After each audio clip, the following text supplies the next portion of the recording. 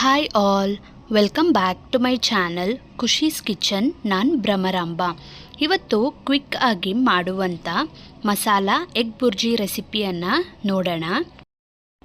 ಮೊದಲಿಗೆ ಒಂದು ಬಾಣಲಿ ತಗೊಂಡು 2 ಟೇಬಲ್ ಸ್ಪೂನಷ್ಟು ಎಣ್ಣೆಯನ್ನು ಹಾಕ್ಕೊಂಡು ಒಂದು 3 ಹಸಿಮೆಣಸಿನ್ಕಾಯನ್ನು ಉದ್ದಕ್ಕೆ ಕಟ್ ಮಾಡಿ ಹಾಕ್ಕೊಂಡು 2 ಈರುಳ್ಳಿಯನ್ನು ಈ ರೀತಿ ಸಣ್ಣದಾಗಿ ಕಟ್ ಮಾಡಿ ಹಾಕ್ಕೊಂಡು ಇದನ್ನು ಫ್ರೈ ಮಾಡ್ಕೋಬೇಕು.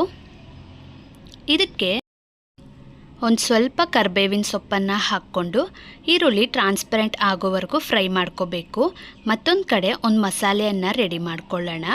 ಒಂದು ಬೌಲ್ ತಗೊಂಡು 1 ಸ್ಪೂನಷ್ಟು ಧನಿಯಾ ಪುಡಿ, ಒಂದು 1/4 ಸ್ಪೂನಷ್ಟು ರೆಡ್ ಚಿಲ್ಲಿ ಪೌಡರ್, ಒಂದು 2 ಚಿಟಿಕೆಯಷ್ಟು ಅರಿಶಿಣದ ಪುಡಿ, ರುಚಿಗೆ ತಕ್ಕಷ್ಟು ಉಪ್ಪು, ಖಾರಕ್ಕೆ ನಾವು ಆಗಲೇ ಹಸಿಮೆಣಸಿನ್ಕಾಯಿ ಹಾಕ್ಕೊಂಡಿದ್ವಿ, ಆದ್ದರಿಂದ ನೋಡಿಕೊಂಡು ಚಿಲ್ಲಿ ಪೌಡರನ್ನು ಹಾಕ್ಕೋಬೇಕು.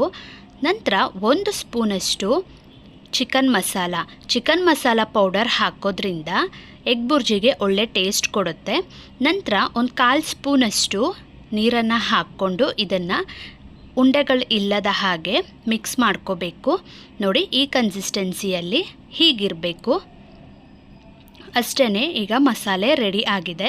ಮತ್ತೊಂದು ಕಡೆ ಈರುಳ್ಳಿನೂ ಸಹ ಟ್ರಾನ್ಸ್ಪರೆಂಟ್ ಆಗಿದೆ. ಈಗ ಮತ್ತೊಂದು ಸತಿ ಇದನ್ನು ಮಿಕ್ಸ್ ಮಾಡಿಕೊಂಡು ಮೊಟ್ಟೆಗಳನ್ನು ನಾನು ಒಂದು ಬೌಲ್ಗೆ ಹಾಕಿಟ್ಕೊಂಡಿದ್ದೆ. ನಾನು 6 ಮೊಟ್ಟೆಯನ್ನು ಹಾಕ್ಕೊತೀನಿ. ಮೊಟ್ಟೆಯನ್ನು ಹಾಕಿದ ಕೂಡಲೇ ಮಿಕ್ಸ್ ಮಾಡಲಿಕ್ಕೆ ಹೋಗಬಾರ್ದು. ಒಂದು 2 ನಿಮಿಷ ಬಿಟ್ಟು ನಂತರ ಮಿಕ್ಸ್ ಮಾಡ್ಕೋಬೇಕು. ನೋಡಿ, ಈ ರೀತಿ ಮಿಕ್ಸ್ ಮಾಡ್ಕೋಬೇಕು, ಇಲ್ಲಾಂದರೆ ತಳ ಹಿಡಿದೋಗುತ್ತೆ. ನಾನ್ ವೆಜ್ ಮಾಡದೇ ಇರೋ ದಿನ ಈ ರೀತಿ ಮಸಾಲ ಎಗ್ ಬುರ್ಜಿಯನ್ನು ಮಾಡಿಕೊಂಡ್ರೆ ತಿನ್ನಲಿಕ್ಕೂ ಸಹ ಚೆನ್ನಾಗಿರುತ್ತೆ.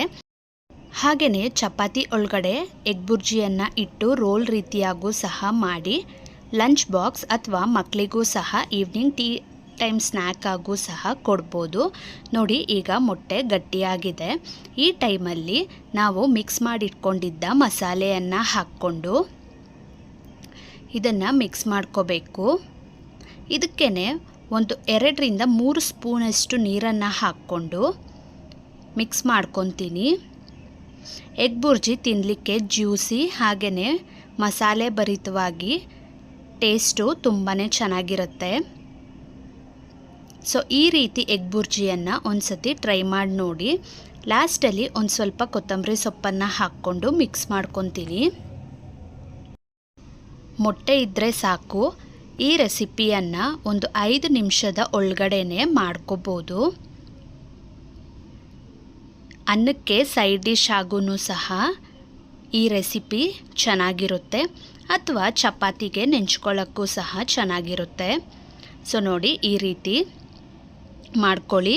ಈ ರೆಸಿಪಿ ನಿಮಗಿಷ್ಟ ಆಗಿದ್ದರೆ like, share, subscribe and support to my channel.